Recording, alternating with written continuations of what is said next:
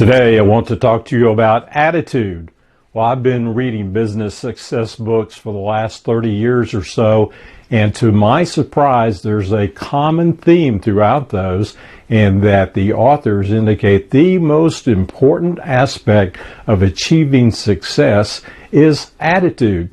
Now, if you're like me, you were surprised. I would have thought it would have been determination or integrity or resilience or grit or possibly a great education background, all the support that you needed to get started, but not so.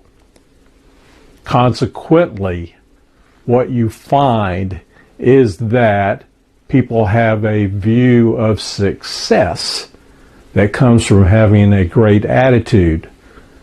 When I graduated from college, I thought that would have been a great job with fantastic money and the power and the authority to get things accomplished through my business managerial leadership role. And I found out that that's not the case. What success really means is achieving and understanding your skill set, having a purpose, and then serving other people with that purpose, and then living it out, understanding that you never reach a destination, you're always on a journey. You'll find that the money follows from that particular aspect of success and attitude.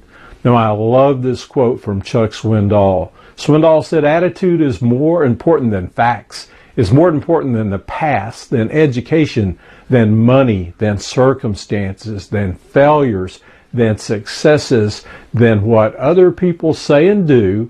It's more important than appearance, giftedness, or skill. It can make or break an individual, a company, or a nonprofit. The remarkable thing is that we have a choice every day regarding the attitude we will embrace.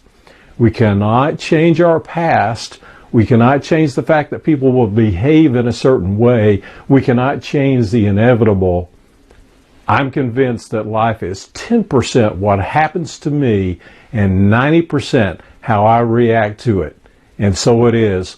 We are in charge of our attitudes."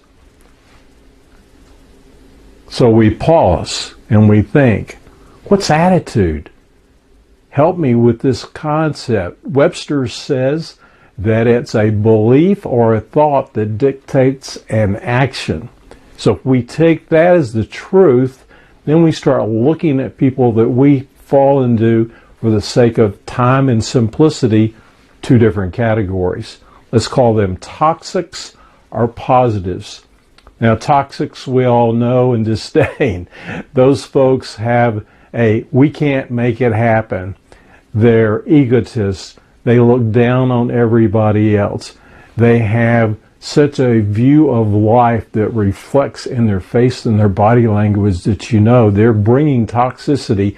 And after all, isn't that the whole concept of toxicity? It's a small part per million of bad components or parts of toxic particles in the air that infect and influence other things and other people.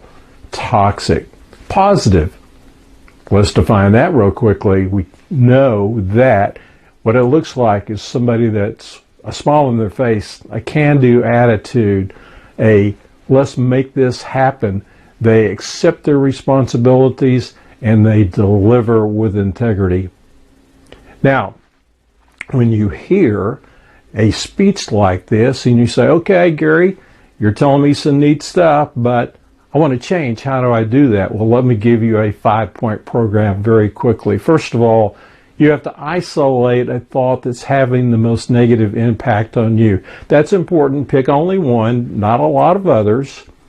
And then start to think about that. Start thinking about not just that thought, but a replacement thought or an attitude that you can start to install in your mind and your brain, and then start to write it down. We found that actually sitting down, taking the time to write these things out. So here's a little template for you. Circle and put in the middle your toxic thought. Above that, draw lines and write down how you got to that point of thinking. What was your attitude? What created that attitude? And then below that, draw lines and put substitute attitudes and thoughts about ways that you can change that. You will literally reprogram your mind.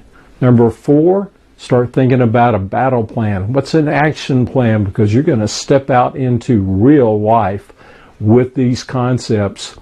And then after you've got that in your mind, you've been able to meditate and think about it, go out and make it happen. In summation, we have to go back and understand what Swindoll said.